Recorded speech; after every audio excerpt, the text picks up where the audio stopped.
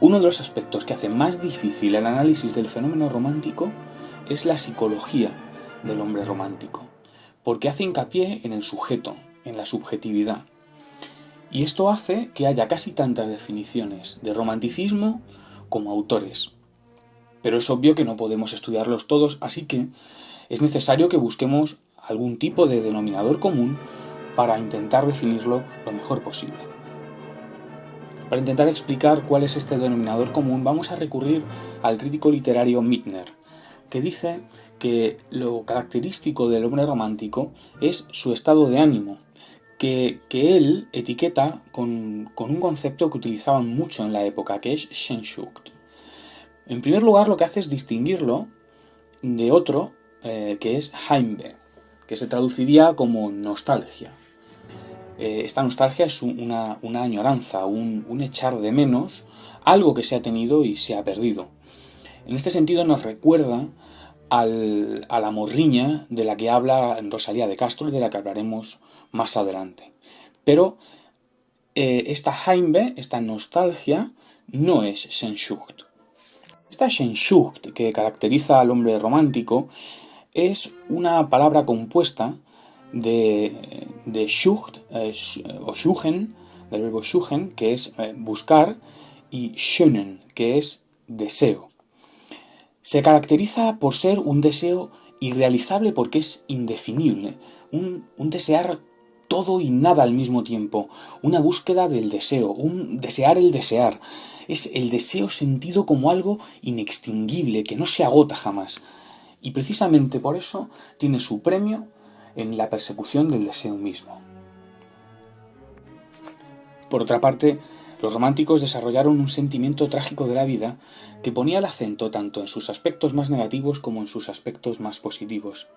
Eran conscientes de que la vida es breve, que no se extiende demasiado en el tiempo, así que vivían todo con gran intensidad y pasión, que son dos de las palabras que quizá más caracterizan la mentalidad del hombre romántico.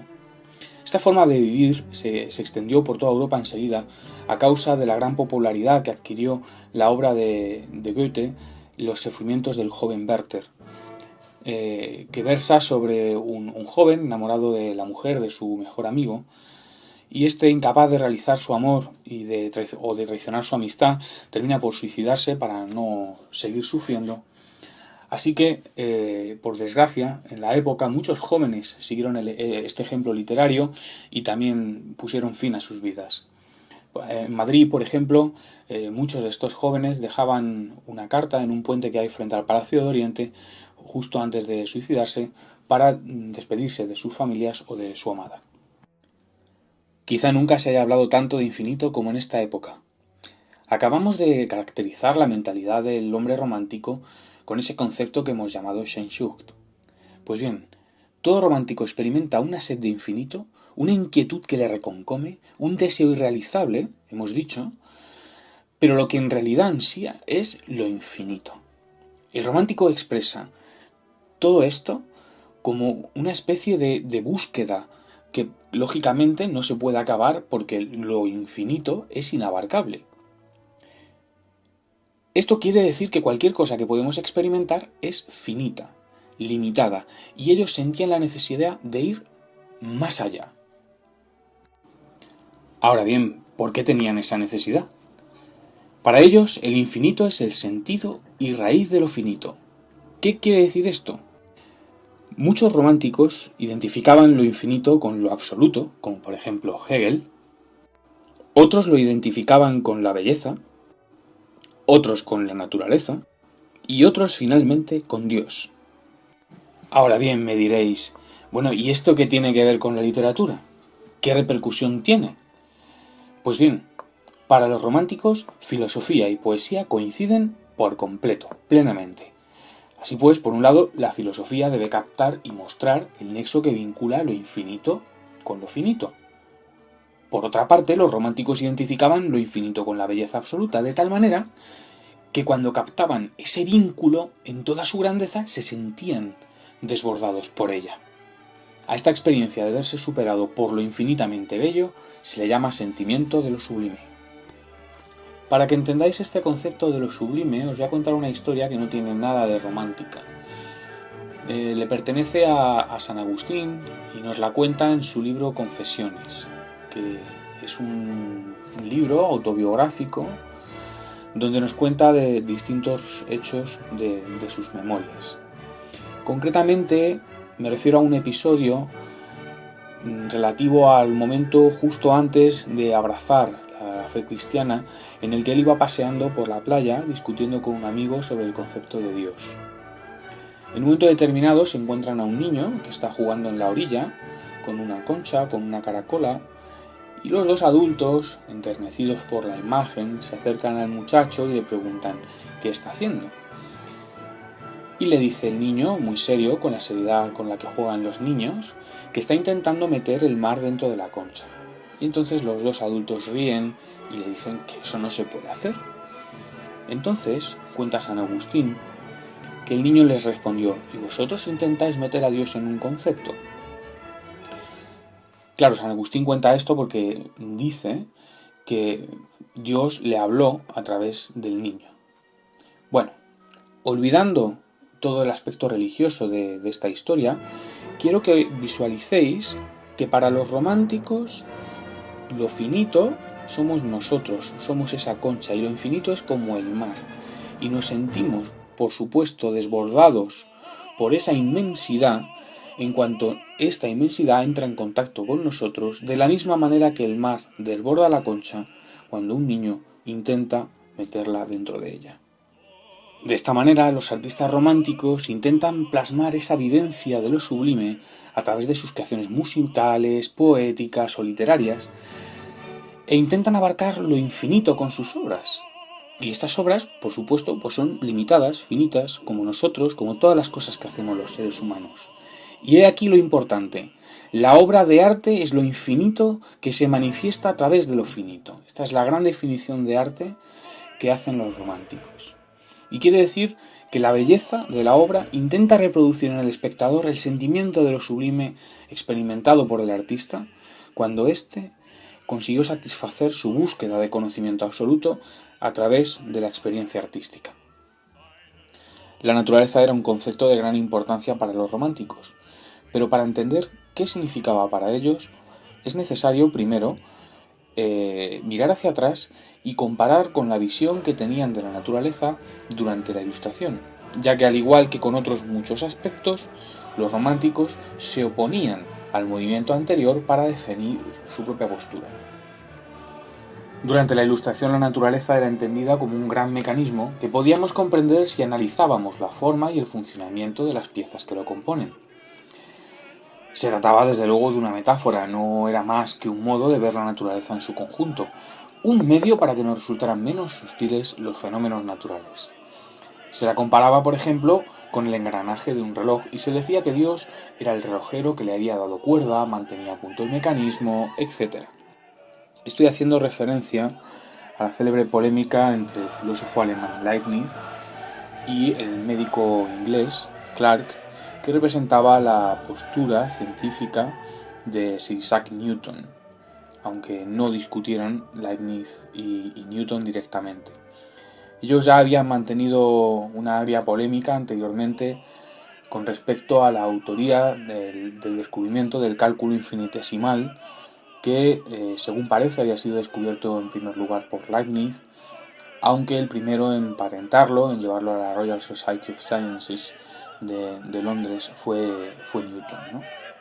Pues bien, Leibniz y Clarke estuvieron discutiendo con respecto a el papel de Dios en la naturaleza, y la forma de hacerlo, la metáfora que ellos emplearon, es la del buen relojero y la del mal relojero. Un buen relojero que pone en marcha las leyes inmutables de la física, las leyes inmutables del universo, y que ya no tiene nunca más que revisar esa maquinaria porque es perfecta, y la del mal relojero que una vez que ha puesto en marcha la maquinaria del universo se ve obligado periódicamente a revisar y a engranar esa maquinaria para que siga en perfecto funcionamiento. Pues bien, los románticos conciben la naturaleza más bien como un ser vivo, como un organismo con el que el ser humano está conectado como parte de él y con el que está en constante intercambio de fuerzas o de influencias. Es un organismo creador que está constantemente creando, transformando, y el poeta se siente identificado con esa capacidad creadora de la naturaleza, a la que considera divina, y en consecuencia muchos románticos elevan el genio y la creación artística a la categoría de suprema expresión de lo verdadero y de lo absoluto, ¿no? Como habíamos dicho, por el hecho de que los románticos encuentran que la obra de arte sirve para conectar con lo infinito. Así que no es de extrañar que para los románticos la naturaleza tuviera una importancia fundamental. Ya hemos dicho que el poeta se siente identificado con la capacidad creadora de la naturaleza, por un lado. Por otra parte, habíamos visto que muchos románticos identifican la naturaleza con lo absoluto, con lo infinito. Y esta importancia queda reflejada o se manifiesta de manera patente en este auge que habíamos dicho también que aparece en esta época de la pintura paisajística. Y también podemos percibirlo, por ejemplo, en esta súbita aparición de ciertos lugares, ciertos temas que aparecen de manera recurrente en la literatura de la época, ¿no? como son los bosques oscuros y tenebrosos. Si bien es cierto, eso sí, que este ejemplo tiene también mucho que ver con esa admiración profunda que algunos románticos sentían por la mentalidad y la cultura medievales. Bien, esa admiración por la cosmovisión medieval, por la mentalidad del hombre durante la Edad Media, es una de las claves para entender la revalorización de la religión que se produjo durante el romanticismo. Por otra parte, otra de las claves tiene que ver con el hecho de que en términos generales el romanticismo se opone al pensamiento ilustrado. Y durante la Ilustración, debido a que es una época fuertemente racionalista, con una visión altamente científica y cientifista del mundo, de la naturaleza, etc., en esta época, por tanto, la religión quedaba relegada a un segundo plano. De ahí que algunos autores románticos quisieran recuperarla para un primer plano de la vida intelectual, cultural, literaria, etc.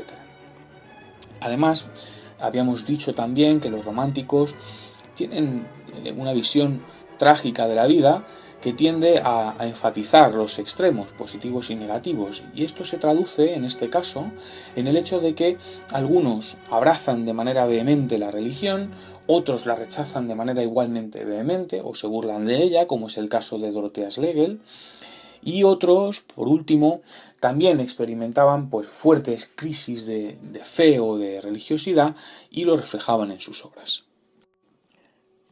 Vamos a tratar ya simplemente solo 2 puntos para ir finalizando ya esta introducción. En primer lugar, el anhelo de libertad. La defensa de los ideales ilustrados condujo en último término a la Revolución Francesa. Como es bien sabido, el primero de estos ideales era la libertad, tal como aparece simbolizado en el cuadro de Eugène Delacroix, que sirve de portada para este tema. Sin embargo, lejos de desaparecer con el romanticismo, este anhelo de libertad se vio fuertemente acentuado en esta época. Los románticos apreciaban la libertad en todas sus manifestaciones, de ahí que tuviera repercusiones políticas, pero sobre todo artísticas. Y ya solo queda la cuestión del amor a los orígenes. En este periodo nació esto que hemos dado a llamar un amor a los orígenes, que empujó a los románticos a llevar a cabo un ferviente y profundo estudio de la historia y del folclore popular de cada país. Este sentimiento de pertenencia a una tierra u orgullo patrio está en la raíz de muchas naciones europeas, pero sin embargo muchos pueblos cayeron en una exaltación tan localizada de sus costumbres o tradiciones que llegaron a incurrir en regionalismos, que es quizá la herencia más siniestra de los nacionalismos modernos. Y con esto ya damos por finalizado la introducción al tema del romanticismo.